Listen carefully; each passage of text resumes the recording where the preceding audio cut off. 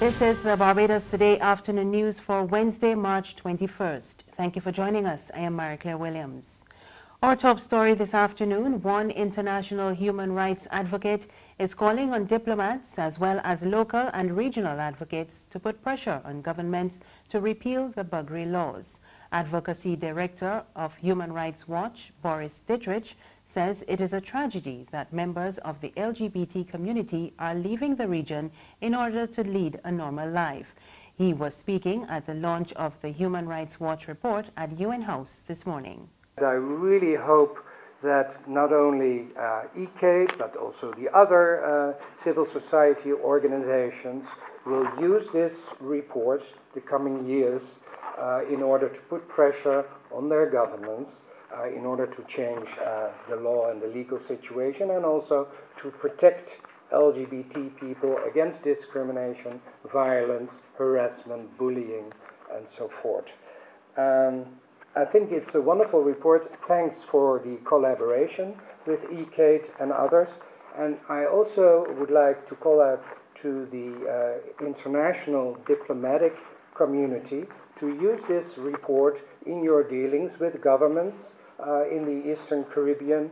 And we, as Human Rights Watch, we will use the report in our international advocacy in the international bodies I mentioned, but also at the UN in Geneva, when during a universal periodic review, we can ask questions to governments about the legal situation in their country, but also at the UN in New York.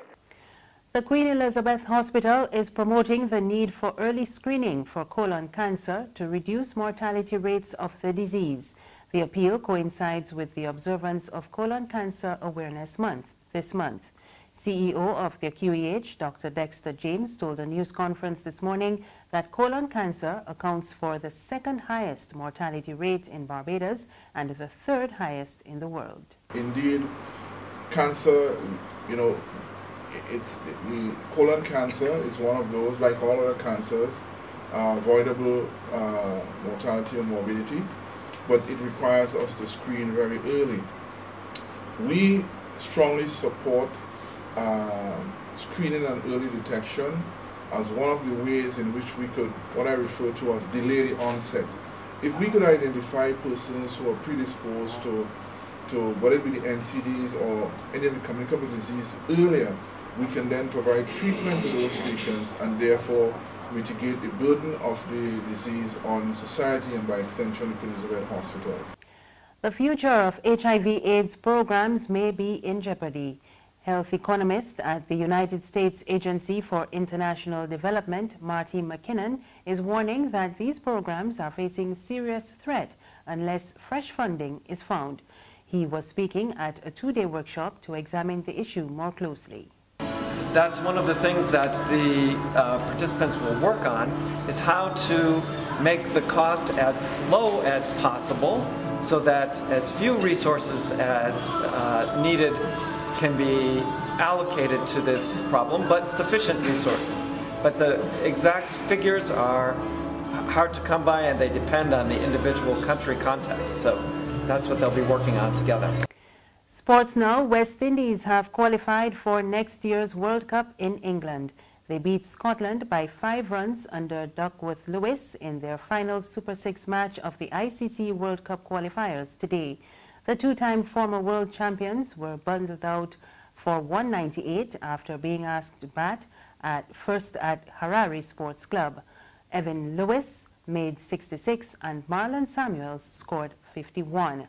Safian Sharif and Brad Wheel claimed 3 wickets apiece. Scotland reached 125 for 5 in their 36th over when rain ended the competition.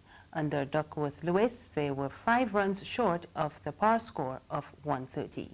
There's regional and international news after this short break.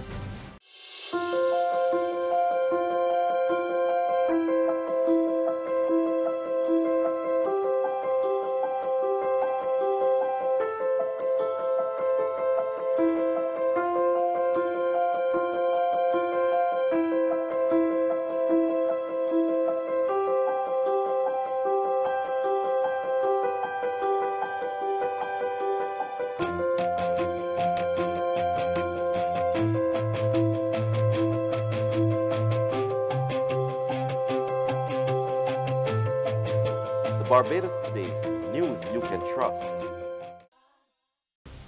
Thank you for staying with us. We're back with news from the region, and we go to Antigua, where voters are choosing a new government today. 7 political parties and 5 independent candidates are contesting the poll, which observers see as a straight fight between the ruling Antigua and Barbuda Labour Party and the main opposition United Progressive Party. In the last election, the ABLP won 14 seats, while the UPP won the remaining 3. More than 50,000 people are eligible to vote in 168 polling stations across the country. On the international scene, a 24-year-old man suspected of a 3-week bombing campaign in Texas is dead. He blew himself up on the side of a highway and was identified by local media. We get more in this Reuters report. It's been a long, almost 3 weeks for the community of Austin. The person suspected of delivering 6 homemade bombs to locations around Austin, Texas, is dead Wednesday after police surrounded him in his car in Round Rock, about 20 miles from the state capitol. As members of the Austin Police Department SWAT team approached the vehicle, the suspect detonated a bomb inside the vehicle, knocking one of our SWAT officers back, and one of our SWAT officers fired at the suspect as well.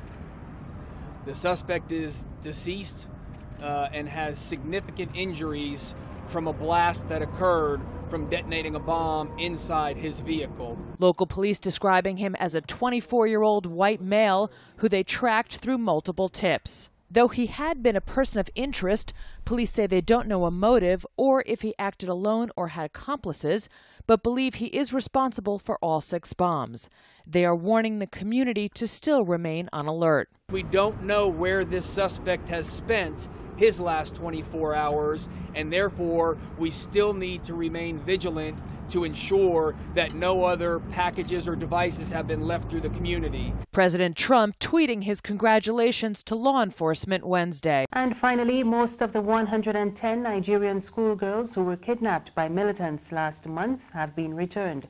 A presidential aide said the girls were dropped back in town early this morning, and the government said the army allowed the militants through, but they denied paying a ransom. However, reports suggest that at least 5 girls died and 1 Christian girl remains captive.